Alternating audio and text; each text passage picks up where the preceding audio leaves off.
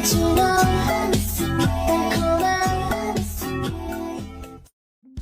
Assalamualaikum warahmatullahi wabarakatuh. My name is Nuribati Shafika binti Yusof. My mention number is 8238164. Now I would like to present about Labuan Islamic Financial Service and Security Act 2010. The Labuan Islamic Securities and Financial Service Act 2010, Act 705, is an important legal framework that regulates Islamic financial service and security in the Federal Territory of Labuan. This act established guidelines for the licensing, operation, and compliance of Islamic financial institutions, including banking, material funds, insurance, takaful, and Sharia compliance investment. The act also established the Labuan Financial Service Authority (LFSA) to ensure effective supervision. In addition, it includes the role of key personnel such as actuaries, auditor, and Sharia advisor, as well as regulating and formation and governance of Islamic financial entities such as Suku and Islamic Bank. With the provision, Act 705 aims to make Labuan an international hub for Islamic finance and support the global growth of this industry. Assalamualaikum, my name is Nur Syafina binti Kaidi. My matric number is 823822174. Next, I would like to present my part, which is securities regulation. Number 1 is approval and endorsement requirements. Approval of authority. Any offer or invitation to subscribe or purchase securities, including sukuk, within Labuan requires prior written approval from the authority. For sukuk, this also includes endorsement from a Sharia advisor to ensure compliance with Sharia principles. Exceptions: certain offer invitations are exempt from peer approval, including those directed at identifiable categories of person or those meeting specific criteria. Number 2 is false or misleading statements. It is illegal to submit false or misleading statements or information to the authority. There are penalties for those who contravene these rules, including fines and imprisonment. Number 3 is advertisement. Approval requirement.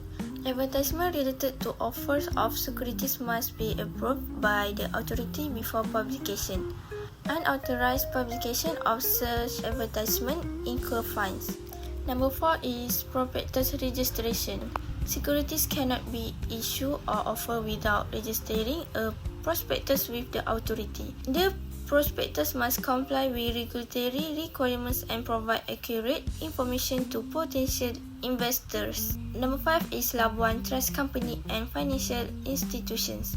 Offers of securities must be conducted through a Labuan Trust Company, bank license or Islamic bank license. These institutions act as agents for the corporation and are responsible for holding application monies in trust until the securities are issued or allotted.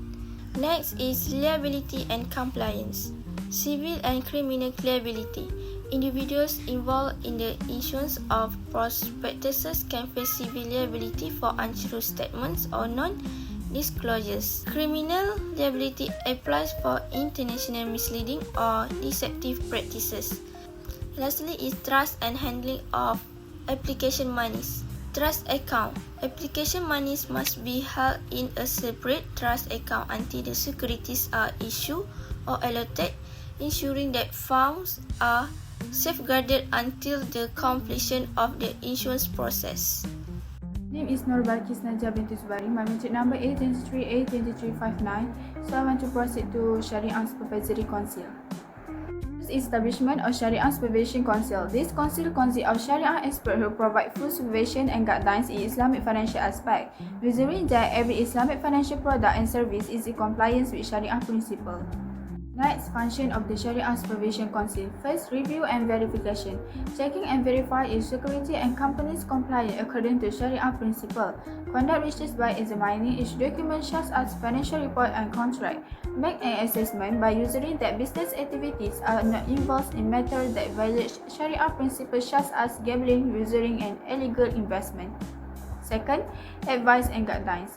provide guidance and advice on Sharia compliance to Islamic financial institutions, hold regular meetings to discuss issues related to Sharia compliance and provide recommendation and report for management improvement. Function of Sharia Supervision Council also have education and awareness. Raise awareness by holding seminars, workshops, and publishing books and articles to increase knowledge about Islamic finance and Sharia principles. Lastly, power to make decisions and give advice. Can issue fatwas and guidelines to assist every financial institution in compliance with Sharia principle. Responsible for ensuring that every activity and financial transaction carried out is in accordance with Sharia principles. Provide advice and make decisions for each Islamic financial product and service related to compliance with Sharia principle. Also advises authorities and financial institutions related to investment, services, and financial products. Assalamualaikum, my name is Jasmine Sofia binti Muhammad Isa. My number matric A23A1717. I would like to present my part licensing and supervision. First, licensing requirements. Several organizations must first receive particular license from the authority, including Labuan Islamic Banks, Labuan Takaful Operators, and license of Islamic Securities. For example, Section 56(1) states, no person shall carry on business as an Islamic Securities license unless that person is a Labuan company who has been granted a license to act as an Islamic Securities license under this section. This means that any company wanting to offer Islamic securities service in Labuan must first obtain in a specific license from the authority. 2. Application process. License applications are required to provide comprehensive details regarding their financial resources, management structure, business plans, and adherence to Sharia regulations. The authority has the authority to accept or reject this request. For example, for a Labuan Islamic banking license, Section 63(2) requires application to submit A. Authenticated constituent documents, B. Statement on the company's establishment, principal business, and directors, C. Details of the purpose management team, and D. A guarantee and undertaking regarding financial obligation and compliance. 3. Capital requirements. The Act specifies minimum capital requirements for different types of license. For example, Labuan Takaful Operators must maintain specific working funds based on the type of takaful business they conduct. For example, for Labuan Takaful Operators, Section 17 Act 1B specifies first at least 75 million ringgit for family or general takaful business. Second, at least 10 million ringgit for Labuan Takaful business. And third, at least 300,000 ringgit for Labuan Captive Takaful business. For ongoing compliance, licensed entities must continue to meet certain requirements such as maintaining capital adequacy ratios, segregating funds for takaful operators, and submitting regular financial statement to the authority. For example, first, Section 69 requires Islamic bank license to maintain a capital adequacy ratios as specified by the authority. Second, Section 85 mandates that takaful operators must segregate funds from family takaful and general takaful business. Third, Section 87 requires all takaful license to submit financial statement as per the third schedule. 5. Restriction on business activities. The Act places restrictions on the types of activities license can engage in. For instance, Labuan Takaful Operators are generally restricted to conducting Labuan Takaful business and related activities. For example, first Section 89 in 1 states that Labuan Takaful Operators cannot carry on any business activities other than Labuan Takaful business or directly related activities. Second, Section 19 in 1 specifies that Labuan Takaful managers can only provide administrative services, while Labuan Takaful underwriting managers can only provide underwriting services. 6. Supervisory powers. The authority has broad supervisory powers, including the ability to vary license conditions, require additional information from licenses, and publish lists of licensed entities. The Act also requires licenses to notify or seek approval from the authority for certain changes in their business or structure. For example, first, Section 80 in Act allows the authority open consultation with the minister to vary existing terms and conditions or impose additional terms and conditions on a takaful license. Second, Section 82 requires licenses to seek approval or notify the authority of change in management, ownership, or constituent documents. Third, Section 81 mandates the authority to publish an annual list of all takaful licenses. That's all from me. Assalamualaikum, my name is Putri Rashad Taifa. I will present my part about dispute resolution. Dispute resolution refers to the process by which conflict or dispute that arise between parties in an agreement or transaction can be resolved. In the context of the Labuan Islamic Financial Service and Securities Act 2010, there are several important aspects that are provided regarding the means of resolving disputes that may arise. Firstly is the role of the court. This act gives a role to the competent court to resolve disputes arising under the provision of this act. Courts can hear, evaluate, and make decisions related to the case brought before them. The court has the right to give any order or decision it seems appropriate to ensure that justice is upheld. B is alternative dispute resolution process. Alternative dispute resolution or is called ADR. Apart from going through the court, this act may also recognize the use of the alternative dispute resolution method, such as mediation or arbitration. Mediation involves a natural third party to help both parties in a dispute reach a voluntary settlement. Arbitration involves a trial by a third party appointed to make decision that is binding on the both party. Third is a trustworthy and ethical settlement priority. In the context of Islamic finance, dispute resolution is encouraged to be carried out by considering Sharia principles that emphasize justice, trust, and peaceful resolution. The parties involved are encouraged to resolve their dispute without having to take the matter to the court, in line with the principle of the consultation and amicable settlement advocated by Islam. Next is enforcement compliance. This act also provides for enforcement measures to ensure that decisions made either through the court or the ADR process are implemented obediently by the parties involved. Any party that fails to comply with the decision may be subject to the further legal action.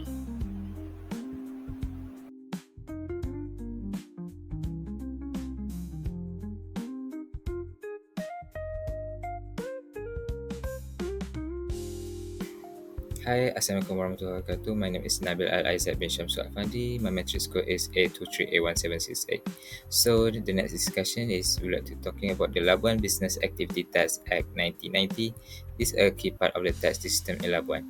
This act is designed to manage how taxes are imposed, assessed, and collected from business operating in Labuan. It plays an important role in defining the tax responsibilities of companies and other entities, helping to create a clear and transparent business environment.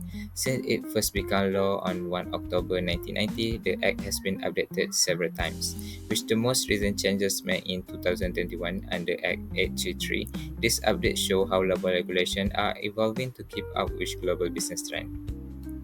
So this Act 445 classifies business activities in Labuan into two main categories: trading activities and non-trading activities. The Act covers a wide range of entities, including companies, partnerships, trusts, and financial institutions in Labuan, making sure that they all follow a consistent tax structure. The Act is more than just a way to collect taxes. It's crucial in making a Labuan an attractive place for international businesses and finance. By providing a well-defined and often favorable tax system, ACT 445 encourages businesses from around the world to set up and operate in Labuan, helping it grow as a global financial center. The Act also emphasizes the importance of following the rules and being transparent, ensuring that everyone pays their fair share of taxes. Scope and application.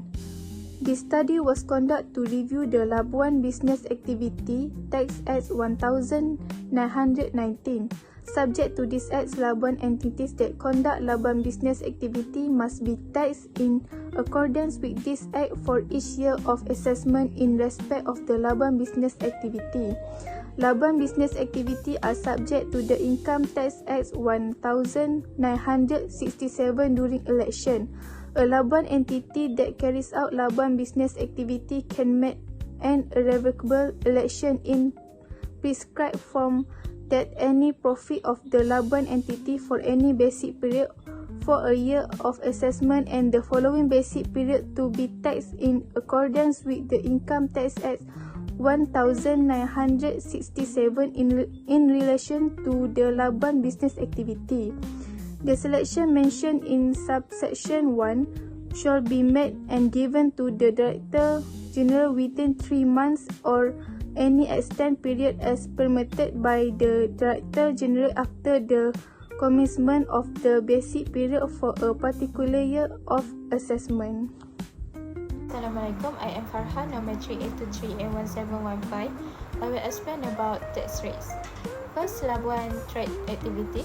Tax is levied at a rate of 3% on profits for Labuan entities that carry out Labuan trading activities for the base period of the assessment year. Taxable profit is determined based on the net profit as contained in the audited accounts for the period. Second, Labuan non-commercial activities. Labuan entities involved in non-trading activities such as holding investment in securities, shares or other property are not taxed under this Act unless certain conditions are met. Third, penalty for non-compliance. If a Labuan entity fails to comply with the rules related to the number of full-time employees and operating expenses, the tax rate is 24% on taxable profit. Next is substance requirement.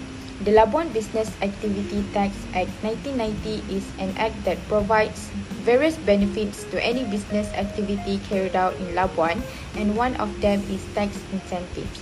In order to obtain the benefits provided under the Labuan Business Activity Tax Act 1990, business entities operating in Labuan must comply with every material requirement that has been set as approval to obtain the benefits. The substance requirement needed is business execution materials. Every business entity in Labuan must present the economic activities carried out in full, including economic characteristics, business operations, business management, expenses incurred, and the number of employees employed. The business activities carried out must be approved through registration made under the Labuan Companies Act 1990, and the business carried out must be a large-scale activity capable of generating regular income and always having the potential to increase. The substance is required to identify the eligibility for the business entity to receive the low tax rate provided through the amount of expenses used in the business. The second one is compliance and reporting. Every business entity operating in Labuan needs to prepare important business documents and correct business records to get the tax reduction opportunities offered. This record statement is mandatory as a report to the authority that manages the tax department. Regular audits and reporting are also essential to ensure material requirements are fully met.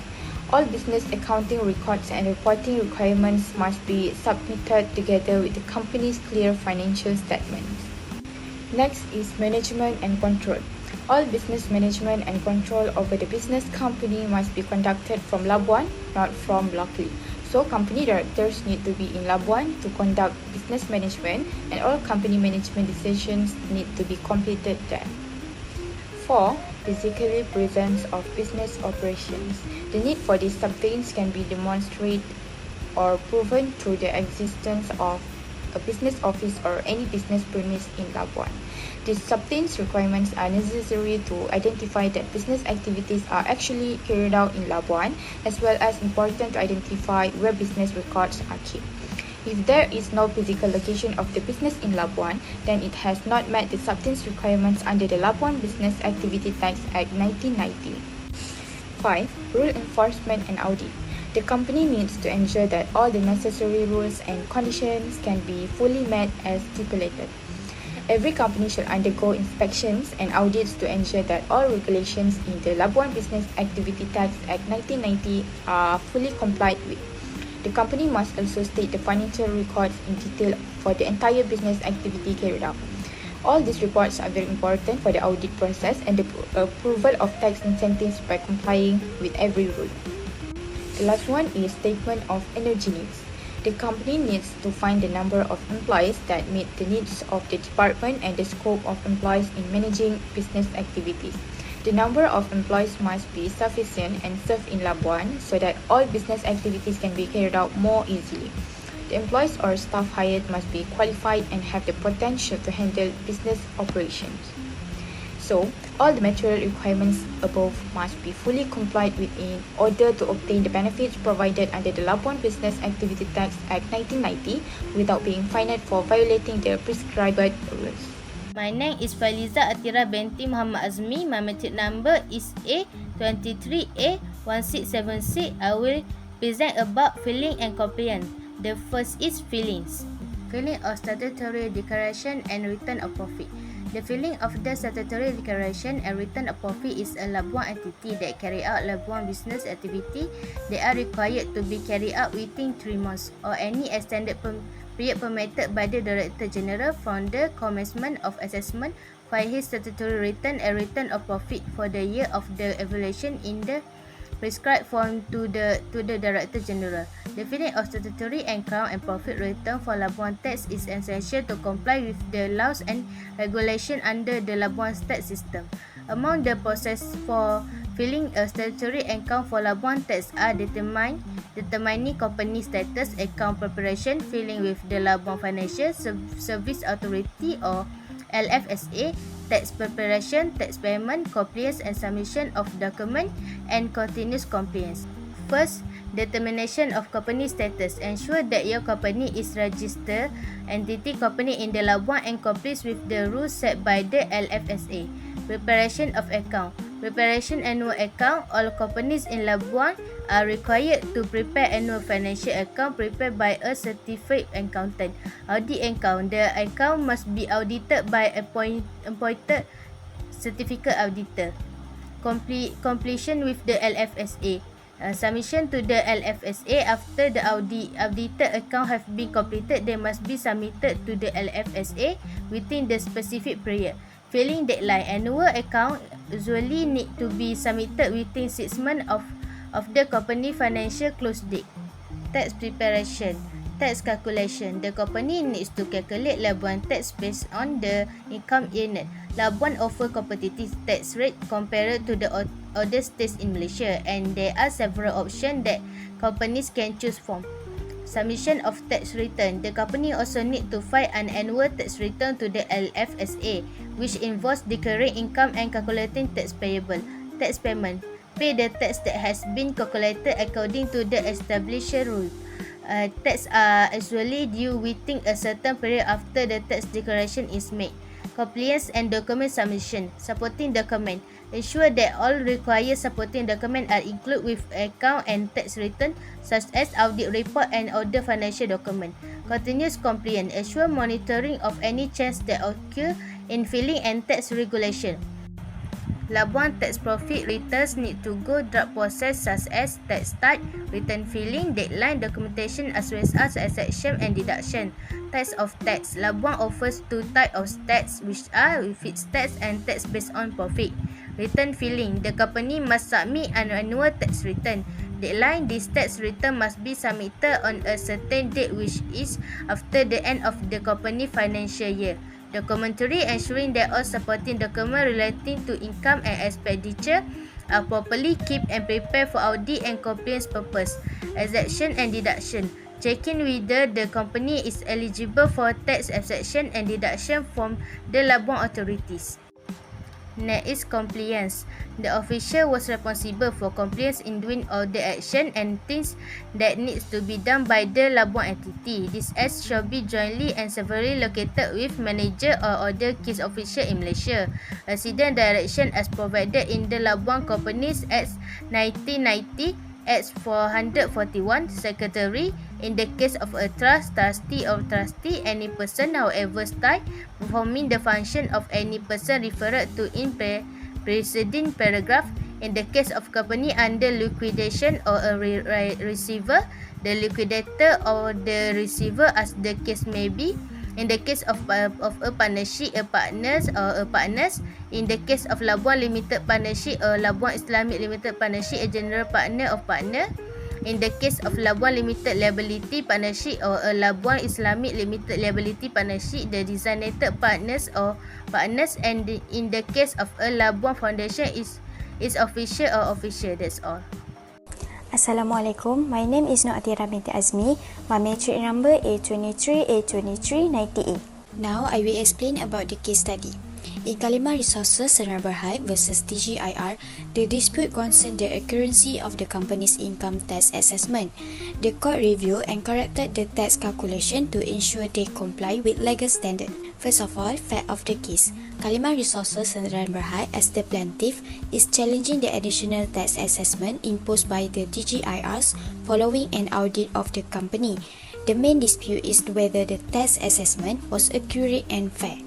For the main issue, Kalimah Resources Sdn Bhd is contesting the DGIR additional tax assessment, claiming it is inaccurate and unfair, and questioning whether the DGIR followed legal procedure under the Income Tax Act 1990.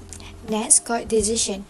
The court reviewed whether the DGIR tax assessment followed the Income Tax Act 1990 and confirmed that it was conducted fairly and in accordance with tax law principle. In conclusion, the court affirmed the principle of fairness in tax assessment and ensured the proper implementation of the law, while also providing guidance for similar tax cases in the future.